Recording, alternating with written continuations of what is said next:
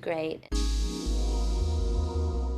Nicole Williamson is wonderful. He's, he's an amazing actor. His history, and I mean, I loved him. I know it's silly, but I loved him as Merlin in Excalibur. I love him.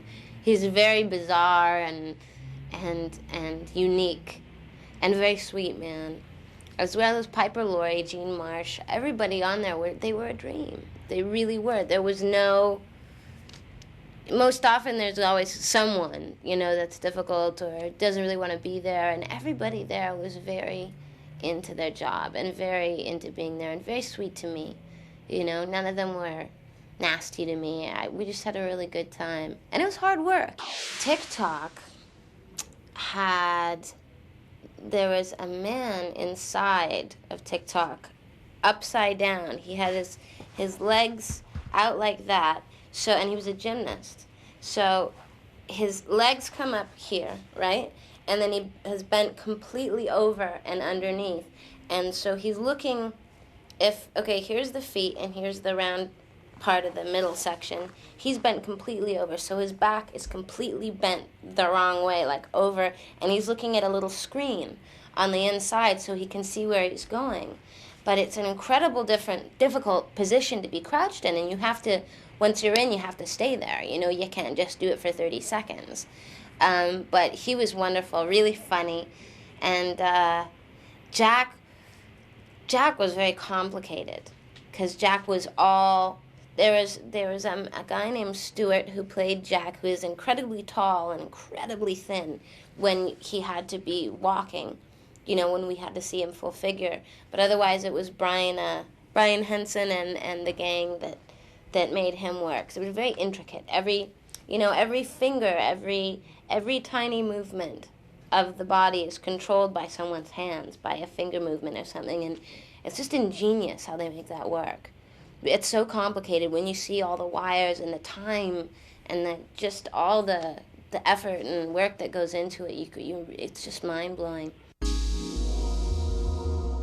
It was a crowd scene, so there's hundreds and hundreds of people on a sound stage, so it was about 130 degrees. And all of us were sweating. It was very hot, with bright lights and mirrors everywhere.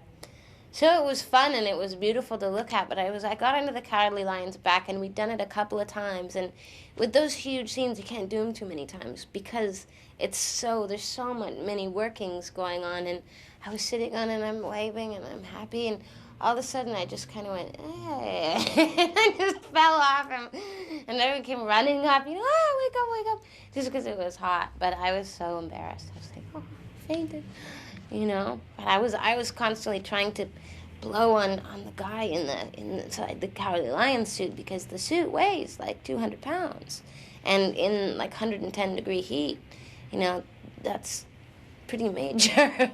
That's pretty difficult.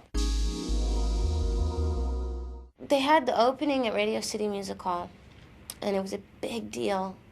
I remember, I flew all over the world. I went to Japan, all over Europe, went to Cannes, all these things. My dresses were made by Emmanuel of London and all this stuff. It's very difficult to make anything that could be perceived as a sequel to a classic film, because people are so married to it. They're in love with it, and they want you to be able to reproduce more of what that same thing is, and that's impossible, But I think that Return to Oz is an incredibly unique, surreal, amazing film, and it's got a lot of really serious fans. People that even now, I'm amazed that they've followed my career.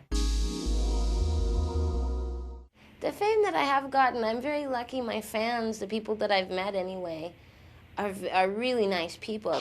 It's gotten more in the past couple of years with people recognizing me just on the street and stuff, but in general, I'm still pretty anonymous, and I value it through the roof. For years and years, people have said, I can't find your first movie. Where, because it wasn't out on video. No one could find it anywhere in the world. A lot of people are going to be really happy about this, people that have been looking for it.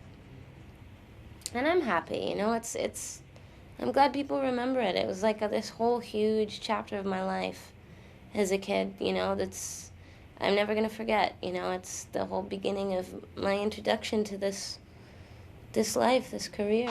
I watched it for the first time in probably since I was a little girl.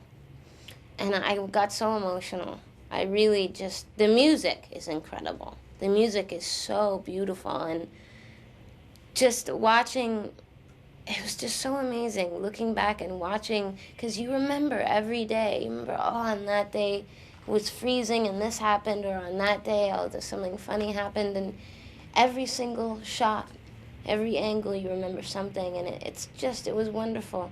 Because not many people can do that, can look back on their childhood and have something that can bring so many memories back, you know? And it was, I don't know, it made me feel really good. Very sentimental.